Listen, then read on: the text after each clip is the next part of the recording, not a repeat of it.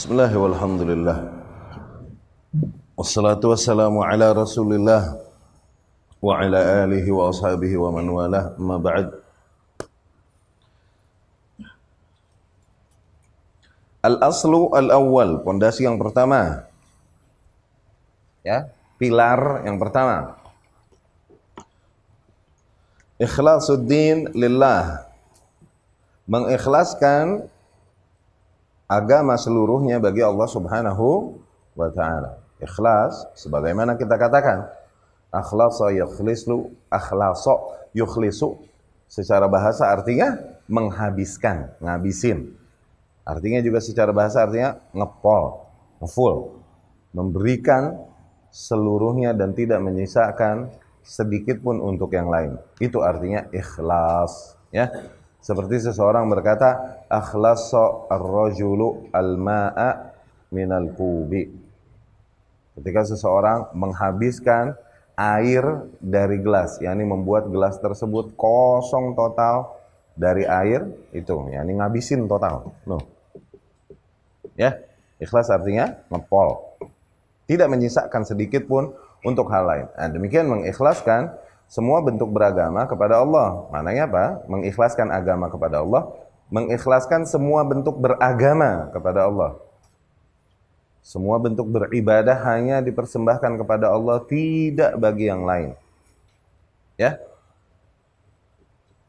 Ikhlasuddin lillah wa asluddin wa qutbuh alladhi tadur alaihi rahah wa huwa tauhid alladhi arsalallahu bihi ar-rusul wa anzala bihil kutub wa ilaihi da'al anbiya alaihim assalatu wassalam wa alaihi jahadu wa bihi amaru wa fihi raghabu. Mengikhlaskan agama kepada Allah Subhanahu wa ta'ala itu adalah inti dari agama dan kutubnya, yang dimana agama ini semua beredar di atas hal tersebut, di atas nilai itu, yaitu apa? Tauhid. Ya, mengikhlaskan semua agama bagi Allah Subhanahu wa ta'ala adalah tauhid.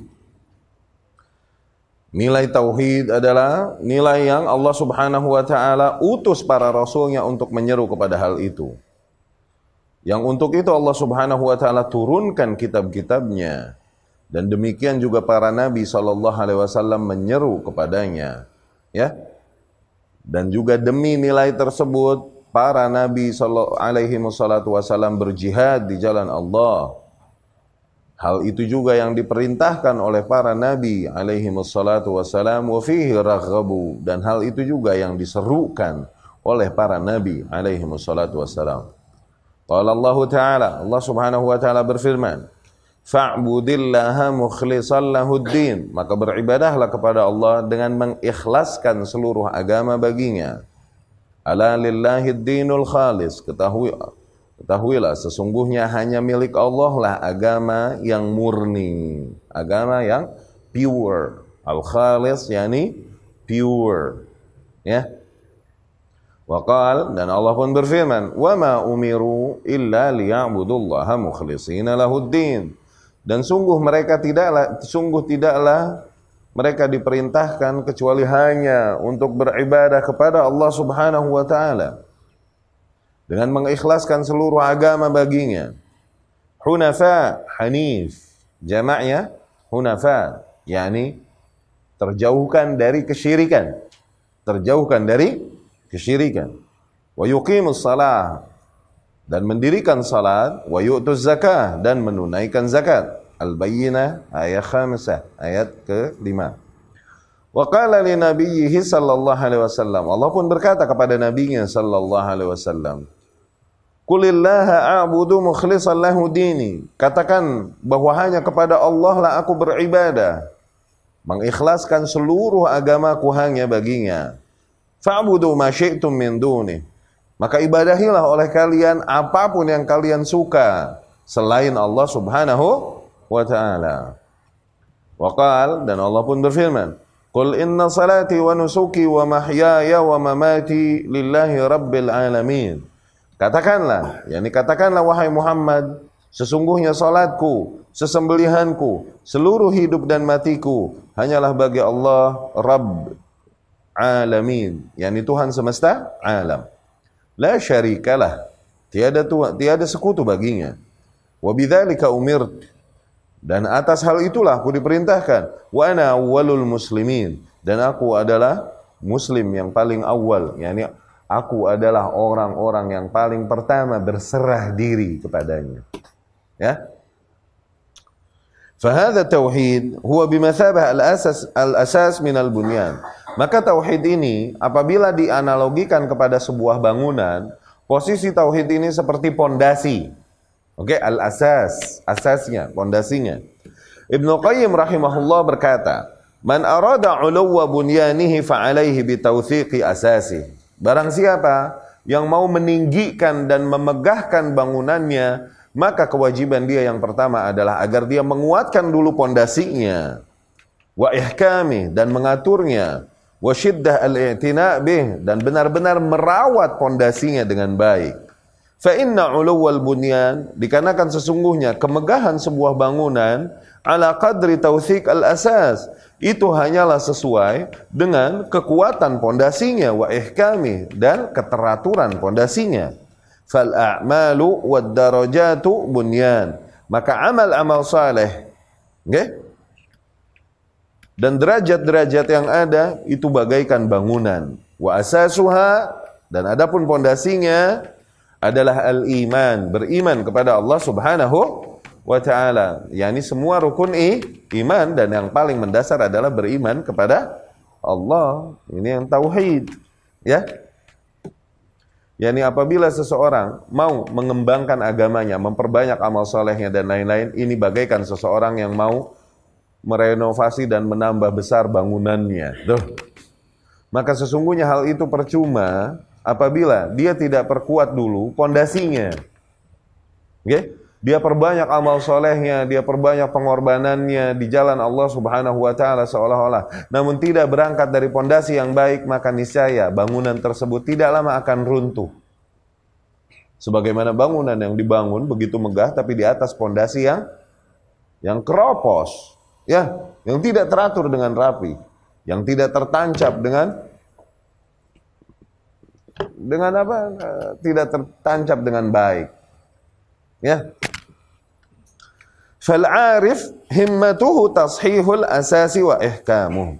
Maka arif, yakni orang yang arif, orang arif ini wise people, wise man, maka orang yang bijaksana, okay, ia akan lebih memperhatikan perbaikan pondasi dan pengaturan pondasinya dulu. Tuh, itulah orang yang bijak, daripada memperbanyak amalan sebanyak-banyaknya sementara itunya rusak, gitulah. Ya. Wal jahil, adapun sebaliknya orang jahil, yarfa'u fil bina min ghairi asas, maka mereka nekat memegahkan, meninggikan bangunannya tapi pondasinya rapuh. Ya, tidak dia perkuat dulu. Fala yalbath bunyanuhu ayyaskut, maka enggak lama bangunannya tersebut akan roboh. Tuh. Ya. Qala ta'ala, Allah berfirman, "Afaman assasa bunyanahu ala taqwa minallahi wa ridwanin khairun amman assasa bunyanahu ala syafa jurufin harin fanhara bihi fi nari jahannam." Apakah mereka yang mendasari bangunannya di atas ketakwaan kepada Allah Subhanahu wa ta'ala dan di atas keridhoannya itu jauh lebih mulia, atau mereka yang mendasari bangunannya di tepi jurang yang rapuh, yang kemudian longsor, terjatuh dan terjerumuslah mereka ke dalam api neraka? Mana yang lebih baik? Begitu artinya. Ya. Qultu, aku pun berkata. Siapa yang berkata tuh? Syekh Abdul Malik, penyusun. Aku berkata, ya ini si penyusun berkata. Ya. Wa dzalika anna hadhil ayah nazalat fil munafiqin. Ini ayat ini nih, kenapa demikian? Ini ayat turun kepada para orang-orang munafikin.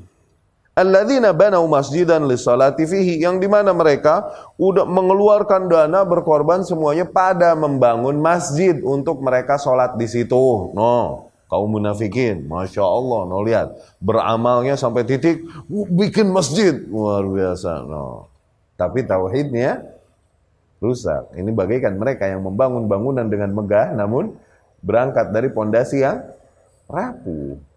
Sebesar apapun dan semegah apapun rontok. Ya. Ini seperti para kaum munafikin yang akhirnya mereka membangun masjid untuk sholat di situ. Lakinnahum lamma atau bihadzal amal al-azim al-fadil wa qulubuhum khilwun minal ikhlas lam yanfa'hum dzalika syai'an. Namun ketika mereka melakukan amalan tersebut, amalan yang besar, amalan yang mulia secara zahirnya, tapi hati mereka kosong dari keikhlasan, maka hal tersebut tidaklah berefek baik juga bagi mereka, tidaklah bermanfaat bagi mereka. Ya, tidaklah membawakan kepada mereka manfaat sedikit pun. Bal inhara bihim fi nari jahannam kama fil ayat. Bahkan justru hal tersebut malah membawa mereka, yakni amalan tersebut justru malah membawa mereka ke api neraka sebagaimana ditegaskan di ayat tersebut. Ya. Tsumma qala rahimahullah. Kemudian Al-Imam rahimahullah berkata, siapa? Siapa yang berkata tuh? Ibnul Qayyim meneruskan perkataannya. Wa hadzal asas amran. Nah, pondasi ini yang kita lagi bahas nih ada dua perkara. Al-awwal sihhatul ma'rifah billahi wa amrihi wa asma'ihi wa sifatih. Ya. Benarnya pengetahuan kita atau keyakinan kita, ma'rifah nih, oke? Tentang Allah, tentang perintah-perintahnya dan tentang asma'nya dan tentang sifatnya. yakni benarnya tauhid kita dan konsep kita. Ya. Wasani, dan yang kedua tajrid al-inqiyad lahu wa li rasulihi duna ma siwa. Dan yang kedua adalah menjadikan Rasul sallallahu alaihi wasallam sebagai satu-satunya, ya, yakni sunnahnya satu-satunya hal yang diikuti, Rasul satu-satunya individu yang ditaati dan diikuti dalam rangka mendekatkan diri kepada Allah Subhanahu wa taala. Ini bahasa lainnya, yang pertama al-ikhlas, yang kedua al-ittiba', begitu, al-mutaba'ah, ya. Fahadha awthaq asas assasa al-'abdu alaihi bunyanah. Tuh. Maka itu adalah pondasi yang paling kuat yang dengan itu seorang hamba mendasari bangunannya. Wa bihasabihi ya'tali al-bina ma syaa. Dan sesuai dengan kekuatannya tersebutlah ia dapat membangun bangunannya, mempermegahnya sesuai kehendaknya. Fa'ahkimil asas, maka perbaikilah pondasimu. Wahfazil quwwah, jagalah kekuatannya. Wadum 'alal hamiyah, ya, atau himayah. Dum 'alal himayah, dan teruslah jaga pondasinya tersebut. Teruslah jaga pondasimu tersebut. Dum 'alal himayah, yakni selalulah menjaga pondasi tersebut. Ya. Dum yakni dawam, selalu, ya, perintah dum, selalulah, artinya gitu. Wa tauhid bimathabah al-juzur minasyajarah, dan tauhid juga apabila mau dianalogikan kepada sebuah pohon, maka bagaikan al-juzur, akar-akar, akarnya, ya. Ibnu Qayyim rahimahullah berkata tahta unwan syajarah al-ikhlas. Ketika berbicara tentang tema pohon keikhlasan, Al-Imam Ibnu Qayyim berkata, as-sunnatu syajarah. Sunnah adalah sebuah pohon. Wa syuhuru furu'uha. Dan as-sanah syajarah. Tahun itu bagaikan sebuah pohon. Loh, tahun itu bagaikan sebuah pohon. Asyuhuru furu'uha, dan bulan-bulan yang ada itu adalah branches, cabang-cabangnya. Wal ayyam aghsanuha, dan hari-hari itu adalah ranting-rantingnya. Was-sa'atu awraquha, dan jam-jam yang berlalu itu bagaikan daun-daunnya. Wal anfasu thamaruha, dan nafas-nafas yang ada itu bagaikan buahnya. Faman kanat anfasuhu fi ta'atin fa thamaratu syajaratihi tayyibah. Maka barang siapa yang nafasnya dalam rangka ketaatan, maka buah dari pohonnya tersebut insyaallah juga baik. Wa man kanat fi ma'siyah, dan barang siapa yang nafasnya dalam rangka kemaksiatan, fa thamaratuhu hanzal, maka buahnya pun hasilnya hanzol. Tuh, hanzol yakni mur, pahit. Ya, pahit. Innama yakunul jadad yawmal ma'ad, fa'indal jadad yatabayyan hulwu thamari min murriha. Ya. Dan sesungguhnya waktu panen itu nanti hari yang dijanjikan, yakni hari kebangkitan, itu waktu panen. Ya. Fa'indal jadad, pada masa panen tersebutlah akan tampak mana buah-buahan yang manis, mana buah-buahan yang pahit. Tuh. Wal ikhlas wa tauhidu syajaratun fil qalb. Dan keikhlasan dan tauhid itu bagaikan sebuah pohon yang ada di dalam hati. Furu'uha al-a'mal. Cabang dari pohon tersebut adalah praktek-praktek kita, amalan-amalan kita. Wa thamaruha tibul hayah. Dan hasilnya adalah kehidupan yang baik fid dunya, di dunia, wan na'imul mukim fil akhirah, dan kenikmatan yang abadi di akhirat. Wa kama anna thamaral jannah la maqtu'ah wa la mamnu'ah, dan sebagaimana buah syurgawi kelak tidak akan putus dan tidak akan tertahan. Tuh, tidak putus artinya apa? La maqtu'ah wa la mamnu'ah. Tidak putus nih, aneh nggak habis-habis, kagak putus-putus gitu. Ente petik ada lagi, ente petik ada lagi, gitu. Wala mamnu'ah, tidak juga seseorang tertahan darinya. Nggak ada cerita ente mau ngambil nggak nyampe. Kutufuha daniyah. Tuh, buah-buahan tersebut merendah menghampirimu. Tuh. Jadi nggak perlu ente galah, dirojok-rojok. Nggak perlu. Dirojok-rojok bukan kecapi, dikilit-kilit bukan. Kata orang Betawi dulu. Turun sendiri tuh buah. Ya, kutufuha daniyah.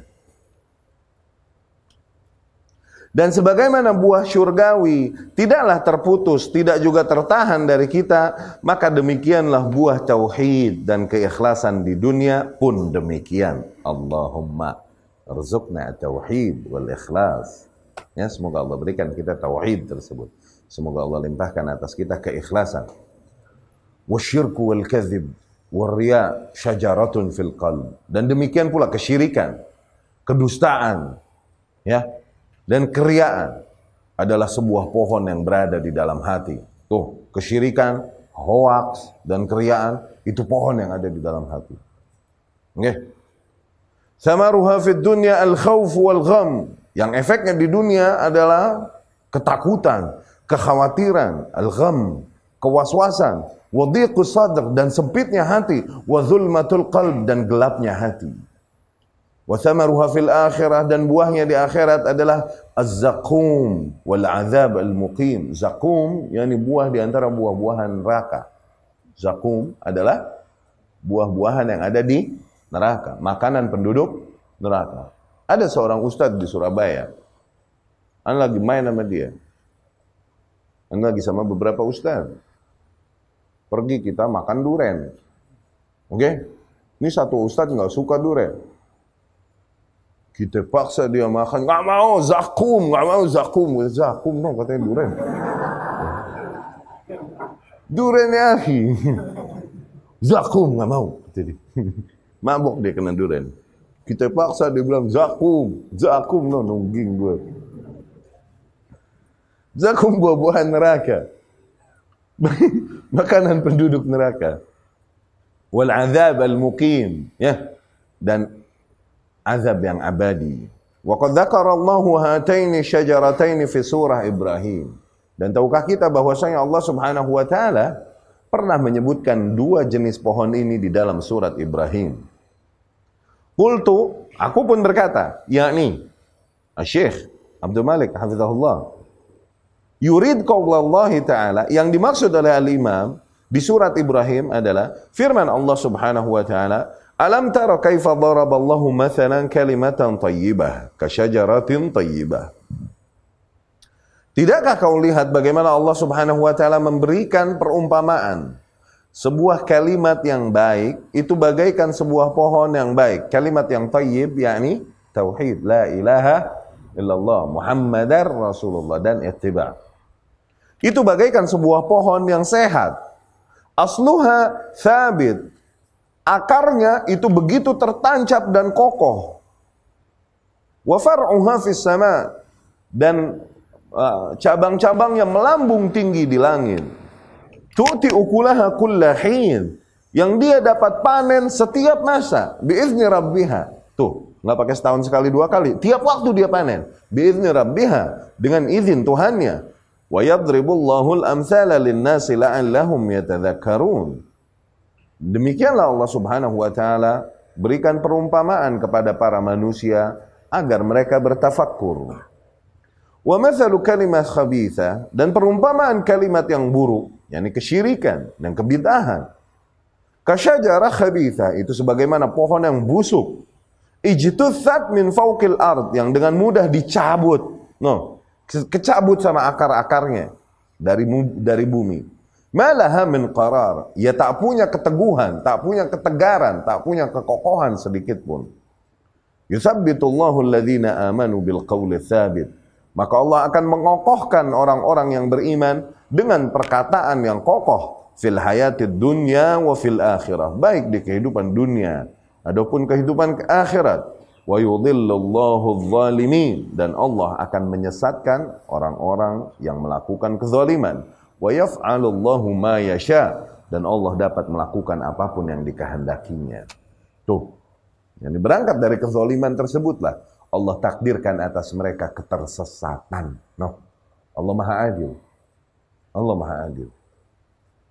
Ya.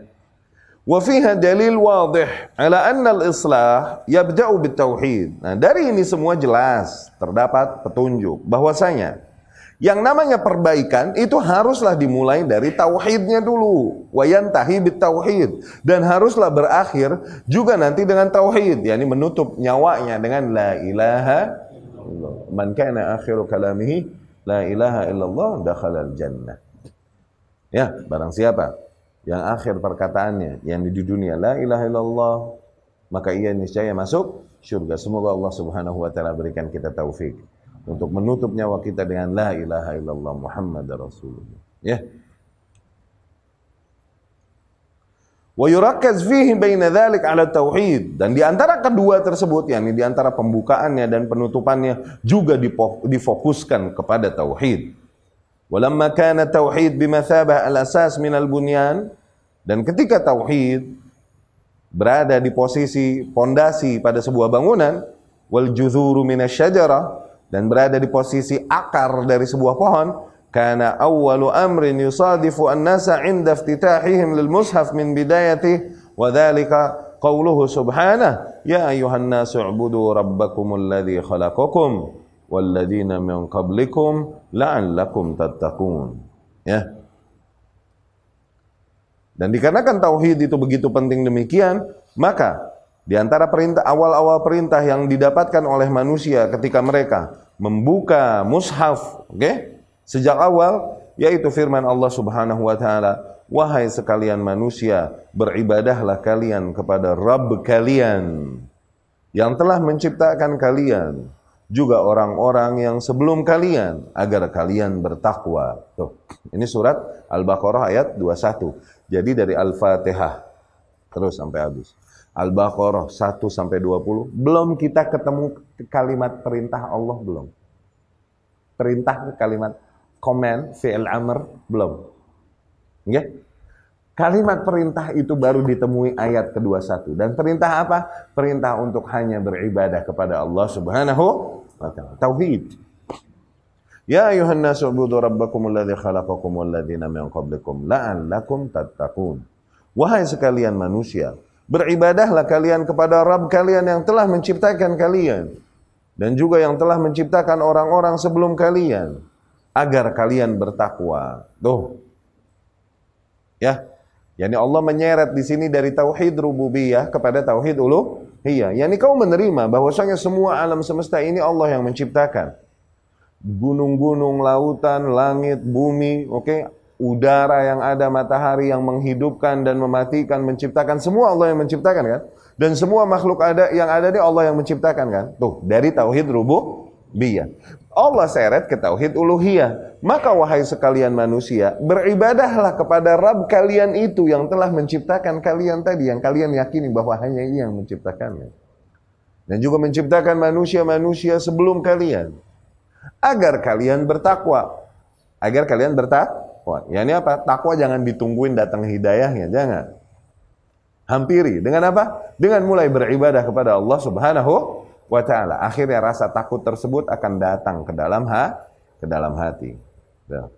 Ya. Jadi bagaimana kalau sesuatu, Ustaz, bagaimana cara memupuk rasa takut kepada Allah Subhanahu wa ta'ala? Beribadah. Lakukan perintahnya. Itu akan memupuk rasa takutmu. Tuh, la'allakum, agar kalian bertakwa. Iya kan? Beribadahlah kepada Allah agar kalian bertakwa. Jadi Ustaz, gimana cara merealisasikan takwa? Memupuk rasa takut kita di dalam hati, gimana caranya? Beribadah. Itu terapi untuk hati kita agar semakin takut kepada Allah Subhanahu wa ta'ala. Mana biteh? Oh itu, ya. Summa ba'da hadza mubasyarah an-nahyu amma yudadu tauhid. Dan habis perintah itu langsung Allah masukin ayat selanjutnya, yaitu larangan atas sesuatu yang sangat yang bertentangan dengan tauhid. Ala wa huwa syirk. Ketahuilah bahwasanya itu adalah kesyirikan. Pada firman Allah Subhanahu wa taala di ayat selanjutnya, fala taj'alu lillahi andada wa antum ta'lamun. Dan janganlah kalian jadikan sekutu-sekutu bagi Allah. Dan kalian mengetahuinya. Ini kalian mengetahui sungguh Allah tak memiliki sekutu. Tak ada zat yang layak menjadi sekutu bagi Allah. Dan kalian ketahui bahwa hanya Allah lah yang tunggal yang menciptakan itu semua. Tak ada sekutu baginya. Itu. Wa hadhihi faidah jalilah. Dan ini terdapat faidah yang luar biasa. Lianna Allah jalla wa ala lam ya'murna bi'ibadatihi fahasab. Dikarenakan di sini Allah tidak hanya memerintahkan kita untuk beribadah kepadanya doang. Bal wa nahana, tapi justru di sini Allah pun melarang kita aidan amma yanqudhu dzalik. Allah pun melarang kita dari apa yang membatalkan hal tersebut, yakni membatalkan ibadah kita kepada Allah, yaitu ibadatu ghairihi, yaitu beribadah kepada hal lain selain Allah Subhanahu wa taala, yakni syirik. Faqallibin nazar fi kitab rabbika tajidhu hukman muttaradan. Maka teruslah coba kau pandang kitab Tuhanmu, yakni Al-Quranul Karim. Maka kau akan temukan kitab tersebut adalah rangkaian hukum-hukum yang berlaku secara umum. Faminhu qaulullahi ta'ala. Dan diantaranya adalah firman Allah Subhanahu wa ta'ala, wa ilahukum ilahu wahid. Dan Tuhan kalian adalah Tuhan yang satu. yakni Tuhan sesembahan kalian hanyalah Tuhan yang satu. La ilaha illahu. Sungguh tidak ada zat yang hak untuk disembah kecuali hanya Ia. Ar-Rahmanur Rahim, yang maha pengasih lagi maha penyayang. Al-Baqarah 163. Al-Baqarah 163.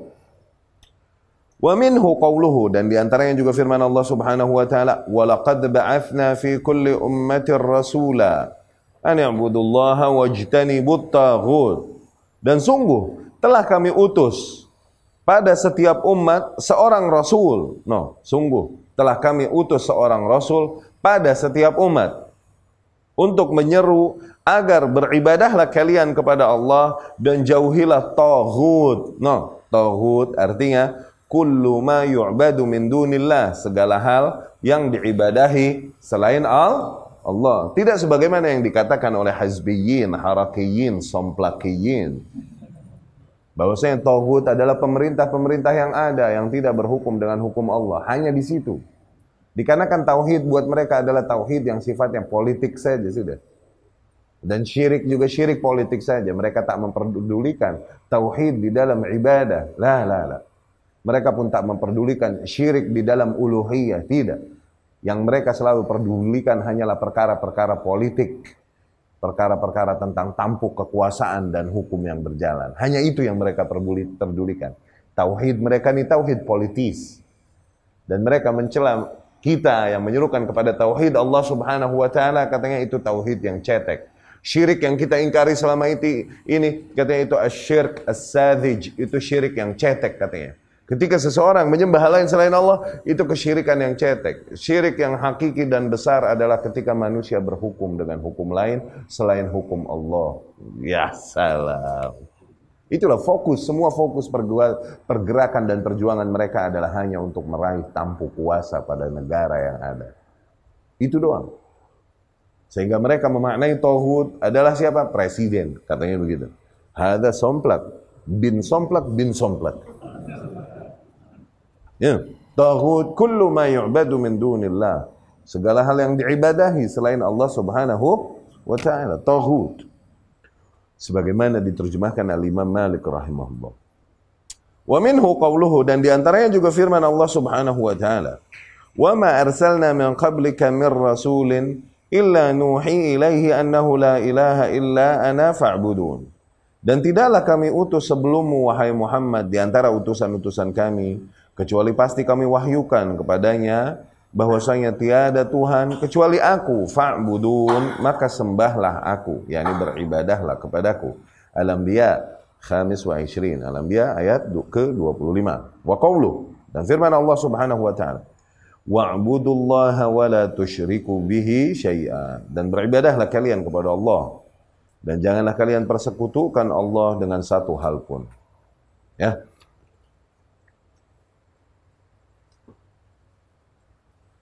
Kita cukupkan dulu sampai sekian. Pertemuan yang akan datang kita akan masuk dari perkataan Syekh Mubarak Al-Mili rahimahullah.